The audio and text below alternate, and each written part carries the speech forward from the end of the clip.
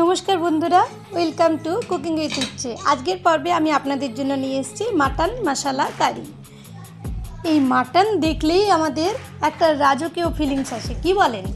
স্বাদে, গন্ধে, বর্ণে একেবারে অতুলনীয় এই রেসিপিটি আমি আপনাদের সাথে আজ শেয়ার করছি। আর যদি এটা ভালো লাগে তাহলে প্লিজ আমার চ্যানেল লাইক, শেয়ার এবং সাবস্ক্রাইব করতে ভুলবেন না যেন। এর জন্য আমি ফোড়নে ইউজ করেছি গোটা গরম মশলা, ইউজ করেছি দুটো তেজপাতা,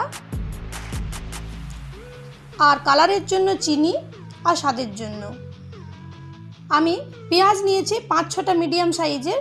তার মধ্যে আমি এই কয়েকটা পেঁয়াজ মানে দুটো পেঁয়াজের আন্দাজে আমি এঁটে নেব, আর এইগুলো আমি কুচিয়ে নেব। দুটো টমেটো বাটা লাগবে আমার, ছোট টমেটো আমি এখানে নিয়েছি।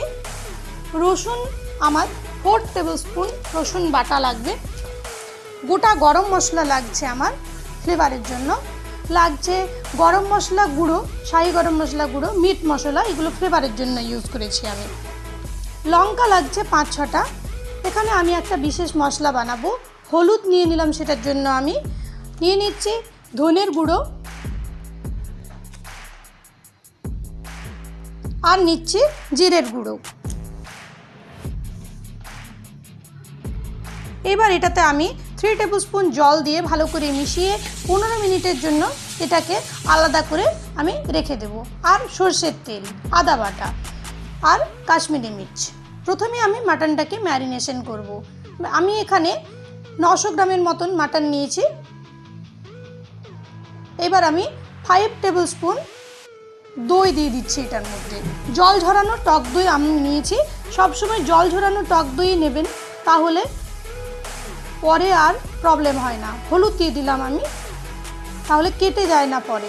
আর দিয়ে দিলাম 1 টেবিল স্পুন সর্ষের তেল। এবার ভালো করে আমি এটাকে মেখে আর মোটামুটি 1 ঘন্টার মতো এটাকে ম্যারিনেশন করে রাখবো। এবার কড়াইয়ে তেল গরম করে নিচ্ছি। 1 ঘন্টা পর ম্যারিনেশন হয়ে গেছিলো আমার মাটন।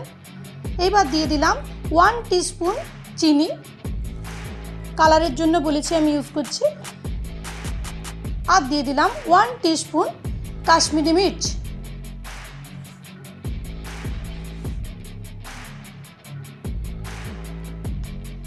দেখুন, নিজেরাই দেখতে পাবেন কালারটা কত সুন্দরভাবে তেলটাতে কালারটাকে পুরো চেঞ্জ করছে। এইবার আমি দিয়ে দিলাম ফোড়নের জন্য তেজপাতা আর গোটা গরম মশলা। কতটা কি ইনগ্রেডিয়েন্টস দিচ্ছি সব আমার ডিসক্রিপশন বক্সে মেনশন করা থাকবে, একটু চেক করে নেবেন প্লিজ। এবার এগুলোকে ভালো করে একটু নেড়ে দেবো, যেমন নিচে না চিনিটা ধরে যায়। চিনি যদি নিচে ধরে যায় তাহলে কিন্তু রান্নার টেস্ট তেতো হয়ে যায়। এইবার আমি দিয়ে দিলাম রসুন, 1 টিস্পুন রসুন বাটা। এটাই কিন্তু এই টাইমে দেবেনই, তাহলে কিন্তু গন্ধটা মাটনের দারুণ হবে, গ্যারেন্টি দিয়ে বলছি। এইবার আমি দিয়ে দিলাম পেঁয়াজ কুচি, 4টে পেঁয়াজ কুচি এখানে আমি দিয়েছি মিডিয়াম সাইজের। আমি ছোট পেঁয়াজ দিয়ে দেখিয়েছি, কিন্তু কতটা কি মিডিয়াম সাইজের নিয়েছি সেটা আমার সব লেখা থাকবে। এবার আমি পেঁয়াজগুলোকে ব্রাউন করে ফ্রাই করে নেব। মাটনকে যত ভালোভাবে সময় দিয়ে কষবেন ততই মাটনের টেস্ট বেড়ে যাবে। দেখুন আমার পেঁয়াজগুলো গোল্ডেন ব্রাউন হয়ে এসছে।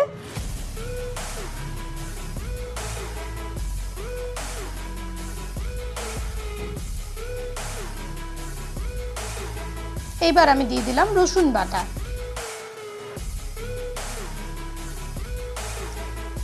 ভালো করে মিশিয়ে নেব। এবার দিয়ে দিলাম পেঁয়াজ বাটা। পেঁয়াজ বাটাটাকেও দিয়ে একটু ভালো করে আমি কষিয়ে নেব 2 মিনিটের মতো। এবার দিয়ে দিলাম আদা বাটা। আদা বাটা আমি 2 টেবিল স্পুন ইউজ করেছি।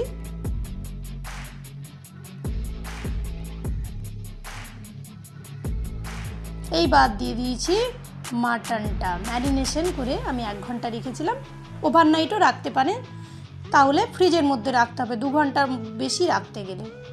এবার আমি ভালো করে এটাকে কষিয়ে নেব। সামনেই তো পয়লা বৈশাখ, বানান একদিন। পয়লা বৈশাখেও বানাতে পারেন, স্পেশাল এটা একটা রেসিপি। আর কেমন লাগছে সেটাও নিশ্চয়ই আমায় জানাবেন কিন্তু। এবার আমি ভালো করে দেখুন কষিয়ে নিচ্ছি 5 থেকে 6 মিনিট মিডিয়াম ফ্লেমে।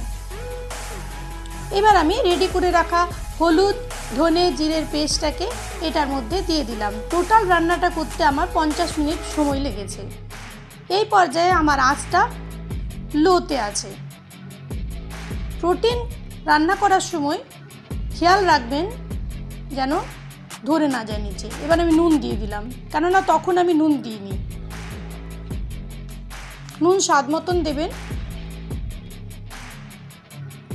আর দিয়ে দিলাম কাশ্মীরি মির্চ কালারের জন্য। এবার আমি একটু কষিয়ে নেব। দেখুন,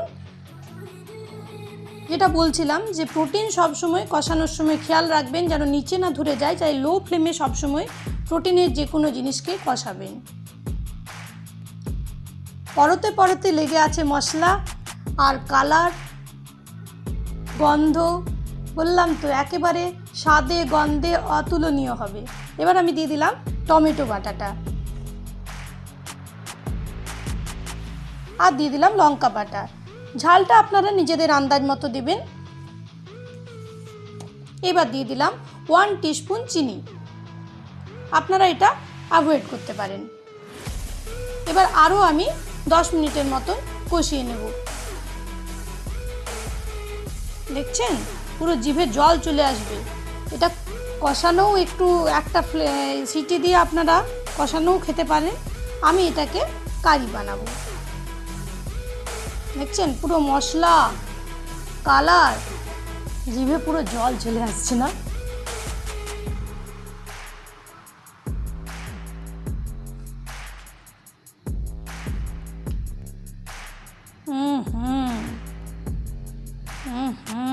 দারুণ দারুণ লাগছে,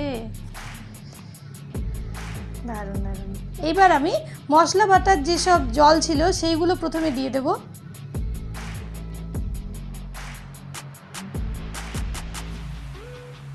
জল দিয়ে দিলাম আমি।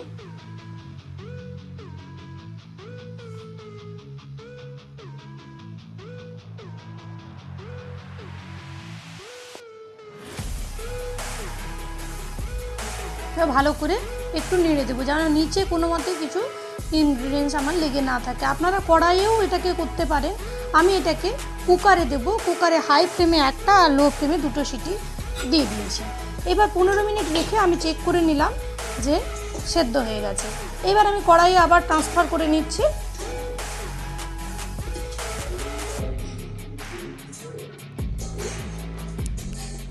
কড়াইয়ে ট্রান্সফার করে নিলাম। এবার আমি দিয়ে দিচ্ছি ফ্লেভারের যেসব আমার মশলাগুলো ছিল সেইগুলো সব এক এক করে মশলাগুলো দিয়ে ভালো করে আমি নেড়ে নিলাম। এবার আমি ঢেকে দিচ্ছি 5 মিনিটের মতো লো ফ্লেমে। দেখুন রেডি হয়ে গেছে আমার আজকের মাটন মশলা কারি। এবার আমি এটাকে সার্ভ করে দিচ্ছি।